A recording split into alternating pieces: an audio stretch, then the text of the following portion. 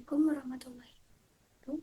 Halo semuanya, perkenalkan nama saya Amelia Jenglibas dengan NIM 164251098. Saya dari Program Studi Teknologi Sains Data Angkatan 25, Fakultas Teknologi Maju dan Multidisiplin, Universitas Airlangga. Nah, di sini saya akan membahas soal fisika yang dimana terdapat 50 soal pilihan ganda dan 50 soal esai.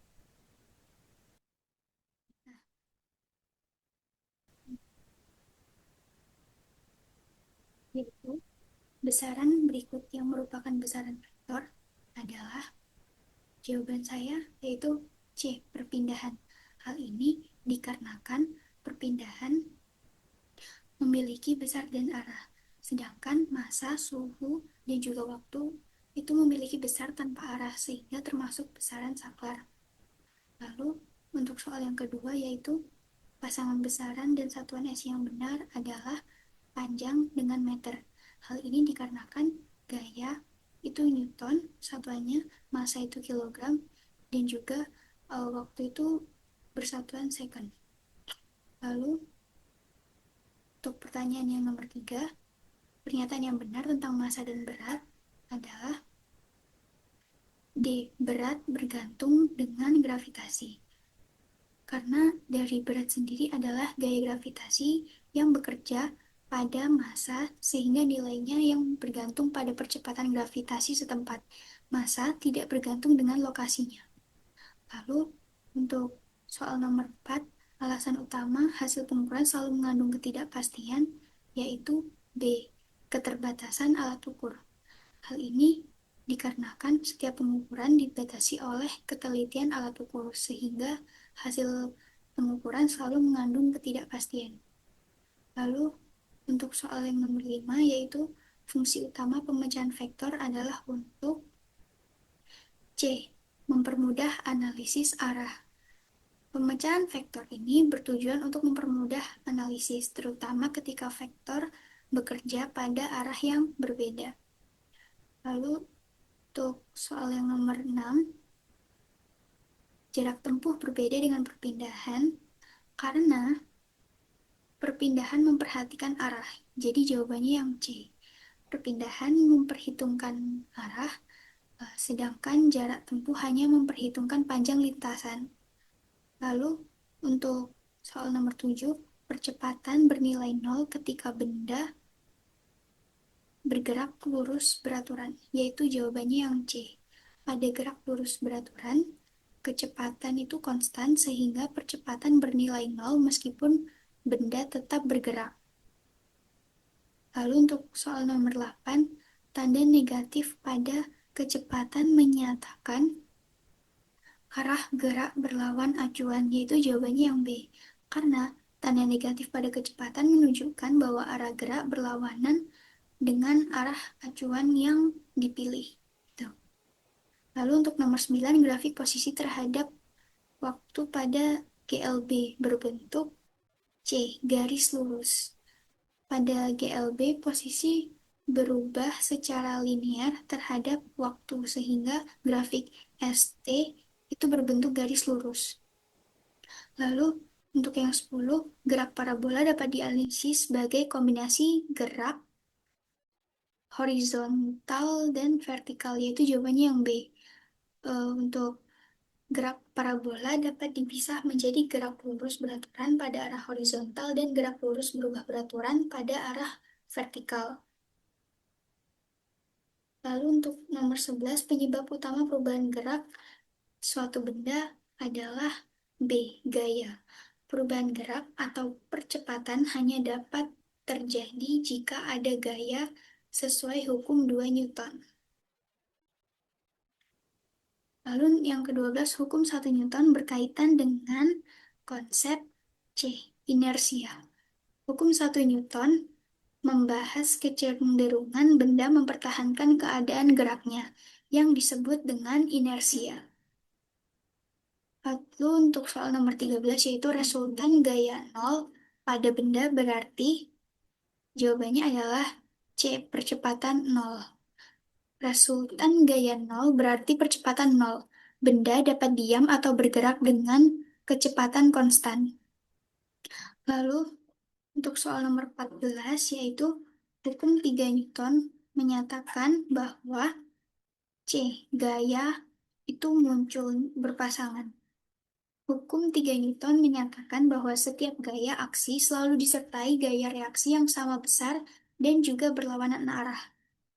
Lalu untuk soal yang nomor 15 yaitu tujuan utama diagram benda bebas adalah C. Mengisolasi gaya-gaya. Diagram benda bebas digunakan untuk mengisolasi dan mengidentifikasi semua gaya yang bekerja pada benda. Lalu, untuk soal nomor 16, pada bidang miring licin, penyebab benda meluncur yaitu gaya, maksudnya mg sin theta. Jawabannya yang D. Komponen gaya berat mg sin theta menyebabkan benda meluncur. Lalu, untuk nomor 17, gaya sentripetal selalu mengarah ke B, pusat lintasan. Gaya sentripetal selalu mengarah ke pusat lintasan untuk mempertahankan gerak melingkar. Lalu untuk soal yang nomor 18, pada kerangka inersial gaya sentrifugal C. Gaya semu. Gaya sentrifugal adalah gaya semu yang muncul jika ditinjau dari kerangka acuan non-inersial. Lalu untuk nomor 19, usaha bernilai nol jika gaya tegak lurus perpindahan, yaitu yang C. Jika gaya tegak lurus perpindahan, maka usaha bernilai nol karena W sama dengan Fs cos 90 theta sama dengan nol. Lalu soal yang nomor 20, satuan usaha dalam SI adalah B, yaitu Joule. Jadi satuan usaha itu memang Joule satuannya. Lalu untuk energi kinetik itu bergantung pada kecepatan. Eh, Energi kinetik bergantung pada kecepatan benda melalui persamaan EK energi kinetik sama dengan setengah mv kuadrat. Lalu untuk soal nomor 22, energi potensial gravitasi bergantung pada B massa dan ketinggian. Energi potensial gravitasi bergantung pada massa dan ketinggian. Hal ini dibuktikan dengan rumusnya EP sama dengan mgh. Lalu untuk yang nomor 23, teorema usaha energi menyatakan bahwa B. Usaha sama dengan perubahan energi kinetik. Teorema usaha energi menyatakan bahwa usaha total sama dengan perubahan energi kinetik. Lalu, untuk soalnya nomor 24, energi mekanik kekal jika C. Hanya gaya konservatif yang bekerja. Energi mekanik kekal jika hanya gaya konservatif yang bekerja tanpa adanya gesekan. Lalu, untuk jawaban nomor 25, momentum didefinisikan sebagai B, yaitu mv. Momentum didefinisikan sebagai hasil kali massa dan kecepatan, sehingga P sama dengan M kali V. Nah, lalu kemudian eh, nomor 26, momentum merupakan besaran B vektor. Momentum adalah besaran vektor karena memiliki arah yang sama dengan arah kecepatan. Lalu untuk nomor 27, impuls berhubungan langsung dengan perubahan momentum. Jawabannya yang C. Impuls sama dengan perubahan momentum. Seperti rumusnya, I sama dengan delta P. Lalu untuk nomor 28, momentum sistem kekal jika C. Tidak ada gaya eksternal. Momentum sistem kekal jika tidak ada gaya eksternal yang bekerja. Lalu nomor 29, pada tumbuhan tidak lenting sempurna, D. Benda menyatu. Pada tumbukan tidak lenting sempurna, kedua benda menyatu setelah adanya tumbukan. Seperti itu. Lalu untuk nomor 30, kesetimbangan statik mensyaratkan B. Percepatan nol. Keseimbangan statik mensyaratkan percepatan translasi dan rotasi yang bernilai nol. Lalu, syarat kesetimbangan translasi adalah B, yaitu sigma F sama dengan nol. Kesetimbangan translasi terpenuhi apabila sigma F sama dengan nol. Lalu syarat kesetimbangan rotasinya yaitu sigma torsi sama dengan nol. Lalu eh, torsi bergantung pada gaya, gaya dan lengan gaya. Torsi bergantung pada gaya dan lengan gaya, yaitu yang C. Torsi sendiri dipengaruhi oleh besar gaya dan panjang lengan gaya. Dibuktikan dengan rumusnya torsi sama dengan RF sin theta.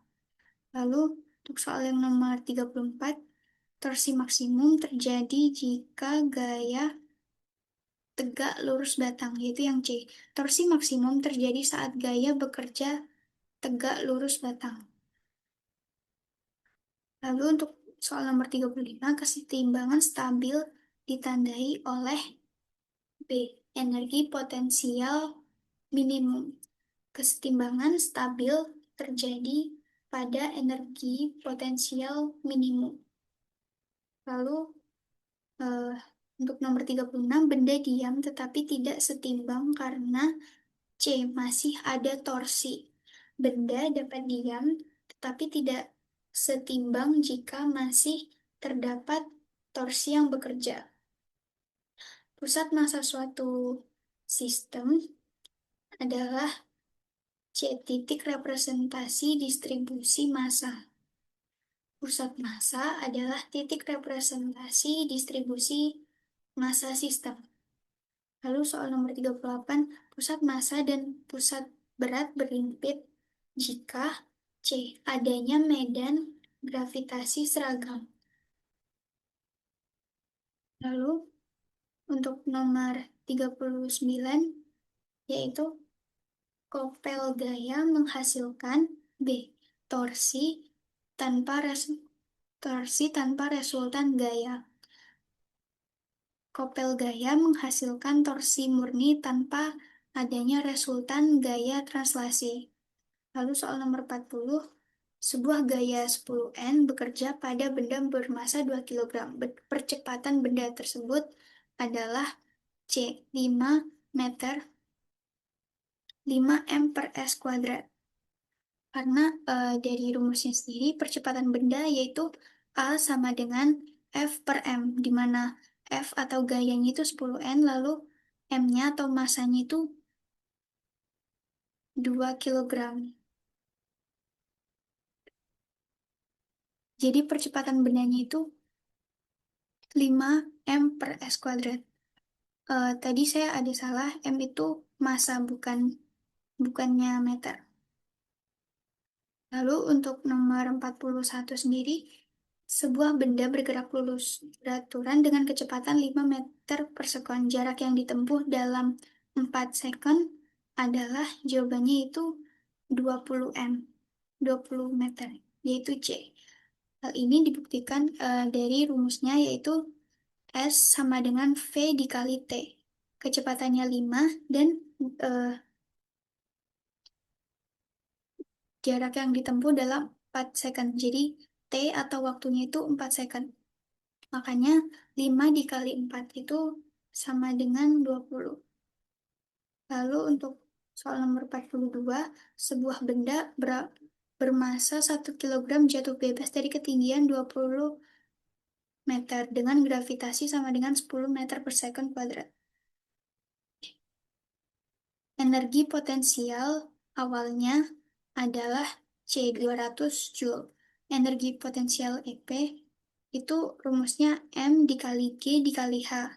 Jadi 1 M-nya 1, masanya 1, dikali eh, gravitasinya 10, dan dikali ketinggiannya yaitu 20. Sehingga 1 dikali 10 dikali 20 itu hasilnya 200 Joule.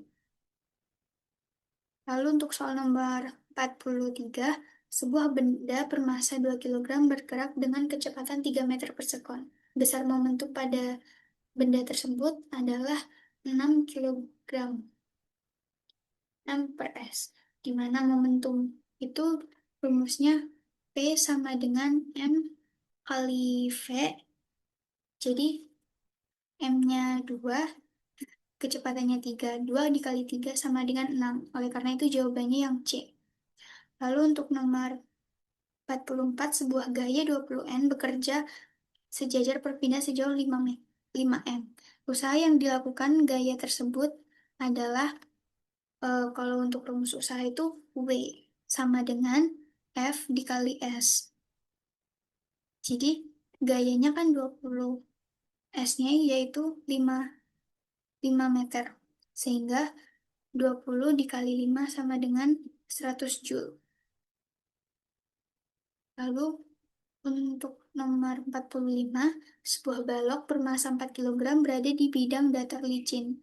Jika 12 eh, jika 12 Newton bekerja padanya, maka percepatan balok adalah, di sini jawabannya yaitu C, 3 M per S kuadrat. Rumus percepatan kayak tadi, F per M sama dengan 12 dibagi 4. Oleh karena itu hasilnya 3. Lalu untuk soal nomor 46, sebuah benda bergerak melingkar dengan kecepatan 10 meter per sekon pada lintasan berjari-jari 5 meter. Percepatan sentripetalnya yaitu D, 20 meter 20 M per S kuadrat. Percepatan sentripetal itu rumusnya AC sama dengan V kuadrat R sama dengan 100 dibagi 5. Karena tadi kecepatannya itu kan 10, jadi dikuadratin dulu yang menghasilkan 100, lalu R-nya itu 5, jadi 100 dibagi 5 itu 20 M per S kuadrat, jadi jawabannya yang D. Lalu untuk soal nomor 47, sebuah batang diputar oleh gaya 10N pada jarak 0,5 M, tegak lurus batang. Besar torsinya adalah, jawabannya itu 5. Dari rumus torsi sendiri yaitu torsi sama dengan F dikali R. F-nya 10, R-nya 0,5. Sehingga jawabannya 5 nm. Lalu untuk soal nomor 48, sebuah benda bermasa 1 kilogram memiliki energi kinetik 50 Joule. Kecepatan benda tersebut adalah C, yaitu 10 meter per second, di mana energi kinetik M per S. Jawabannya C, 10 M per S, di mana energi kinetik yaitu rumusnya setengah MV kuadrat. Oleh karena itu, hasilnya 50 dengan hasilnya energi kinetik setengah. Sehingga kecepatannya itu 10 M per S. Lalu untuk nomor 49, dua benda bertumbukan tidak lenting, sempurna, dan menyatu. Jika momentum awal sistem 10 kilogram M per S, maka momentum akhirnya adalah C, yaitu 10 kilogram M per S, di mana momentum sistem tetap kekal sehingga P akhir sama dengan 10 kilogram dikali M per S. Sebuah papan. Lalu untuk soal nomor 50, sebuah papan panjang 4M ditopang di kedua ujungnya. Jika beban diletakkan tepat di tengah papan, gaya tumpuan di tiap ujung yaitu B, 20 N. Beban di tengah papan terbagi sama. Jadi masing-masing tumpuan itu menahan 20 N. Lalu di sini saya akan menjelaskan latihan soal yang esai. Untuk soal yang pertama, jelaskan perbedaan antara besaran skalar dan besaran vektor disertai contoh masing-masing. Besaran skalar adalah besaran yang hanya memiliki nilai besar tanpa arah, misalnya massa, waktu, suhu, dan energi.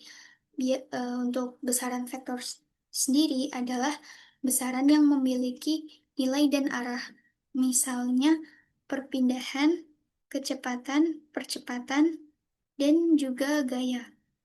Lalu untuk soal yang nomor dua, mengapa satuan sangat penting dalam fisika? Berikan contoh kesalahan tanpa satuan. Satuan itu sangat penting karena menyatakan makna fisis suatu besaran. Tanpa satuan, suatu nilai itu tidak bermakna. Contohnya, angka 10. Kalau tanpa satuan itu eh, kurang jelas apakah itu 10 meter, 10 detik, atau bahkan itu 10 kilogram gitu. Lalu untuk soal nomor 3, apa perbedaan massa dan berat secara fisis? Massa adalah ukuran banyaknya materi dalam benda dan nilainya tetap dimanapun.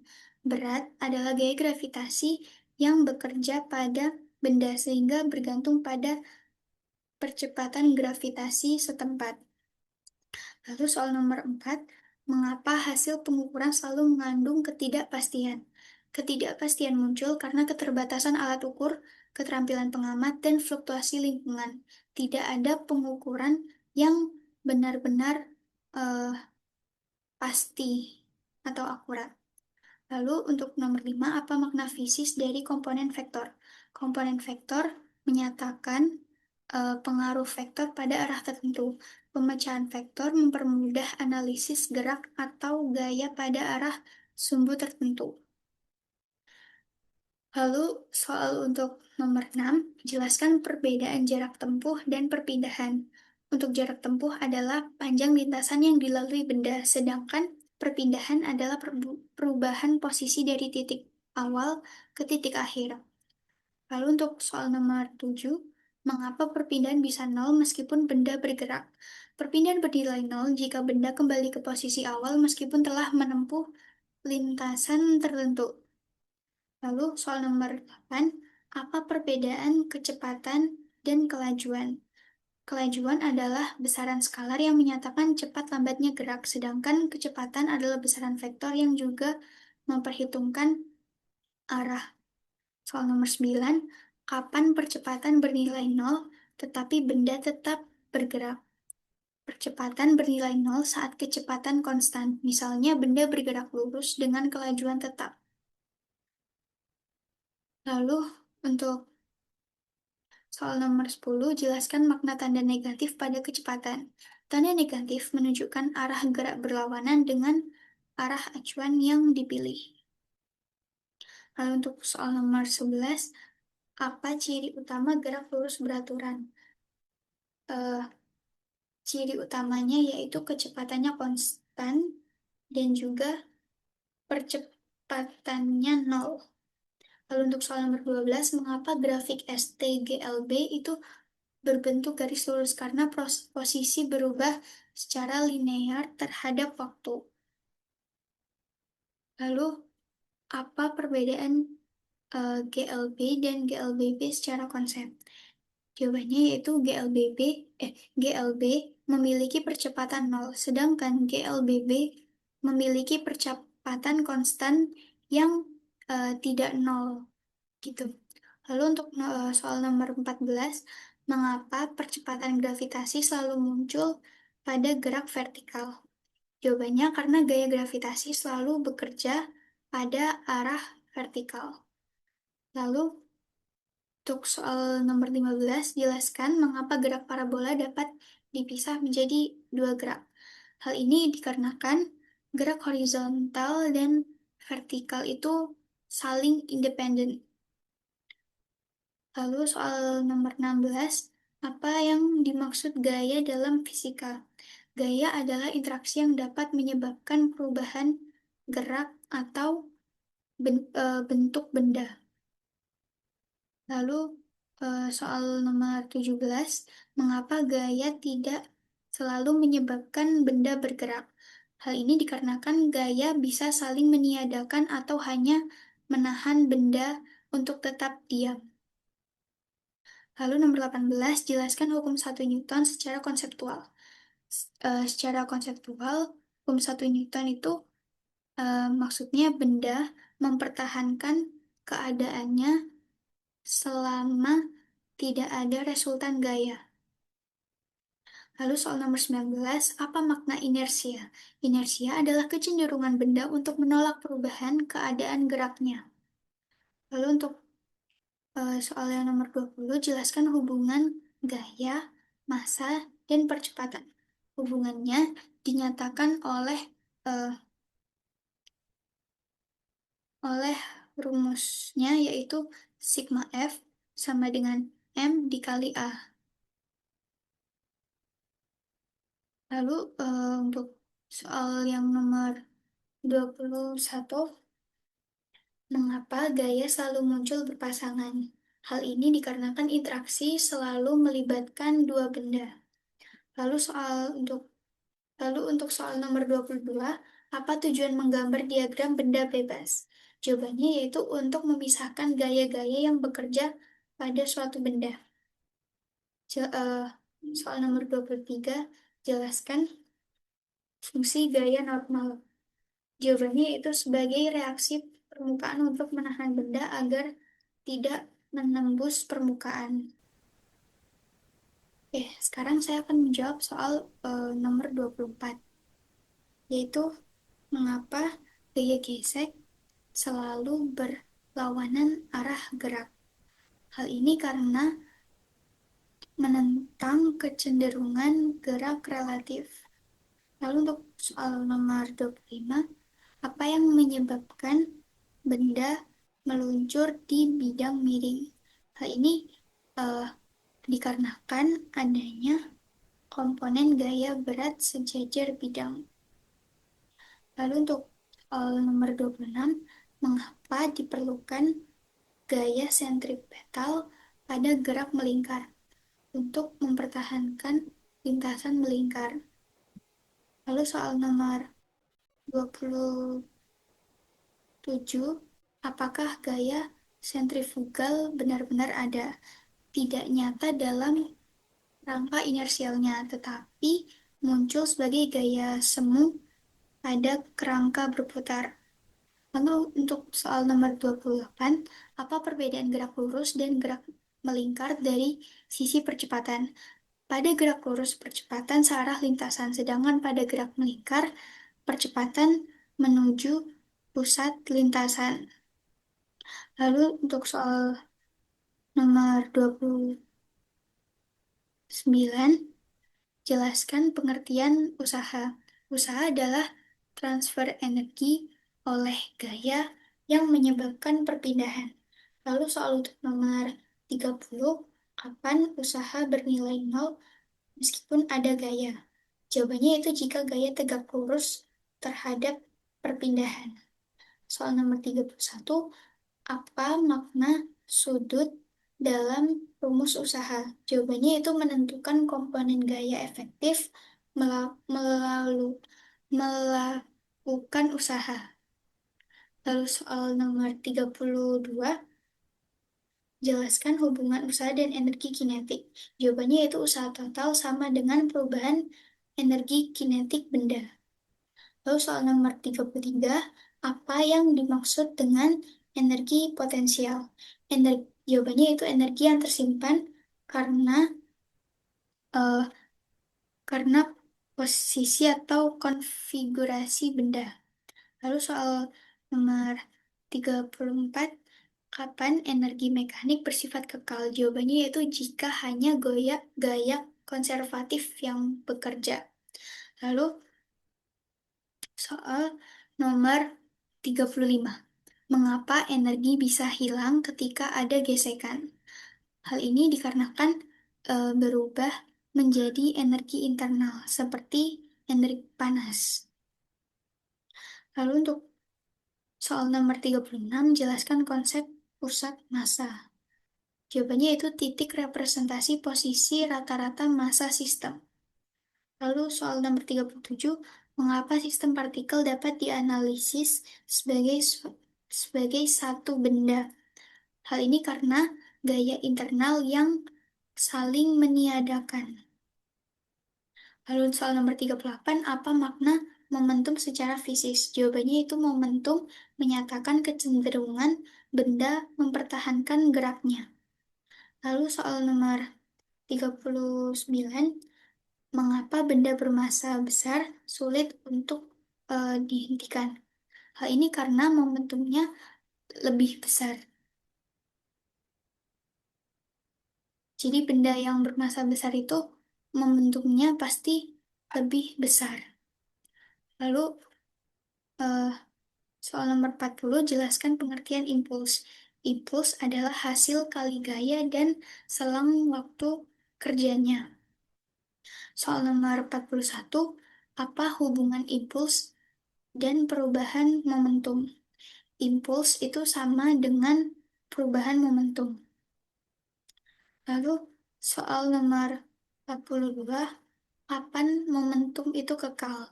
Yaitu jawabannya pada sistem tertutup tanpa tanpa gaya eksternal. Lalu soal nomor 43, mengapa gaya internal tidak memengaruhi momentum sistem? Hal ini karena keduanya saling meniadakan. Lalu soal nomor 44, apa itu tumbukan lenting sempurna? Tumbuk, yaitu jawabannya tumbukan dengan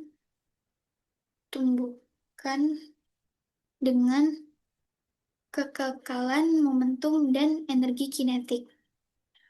Lalu soal nomor 45, apa perbedaan tumbukan lenting dan tidak lenting? Jawabannya, pada tumbukan tidak lenting, energi kinetik tidak kekal. Lalu soal nomor 46,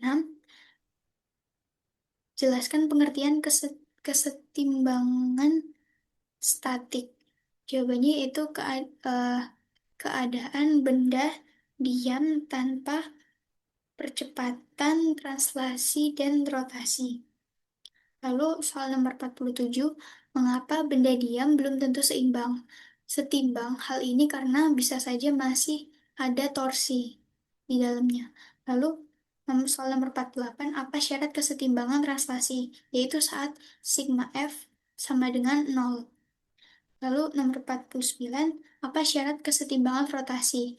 Jawabannya yaitu saat eh, sigma tor eh, sigma torsi dalam sama dengan 0. Lalu soal nomor 50, jelaskan makna torsi secara intuitif. Jawabannya yaitu torsi adalah kemampuan gaya untuk memutar benda. Mungkin itu saja yang bisa saya sampaikan untuk saat ini. Mohon maaf apabila saya ada salah kata. Terima kasih. Wassalamualaikum warahmatullahi wabarakatuh.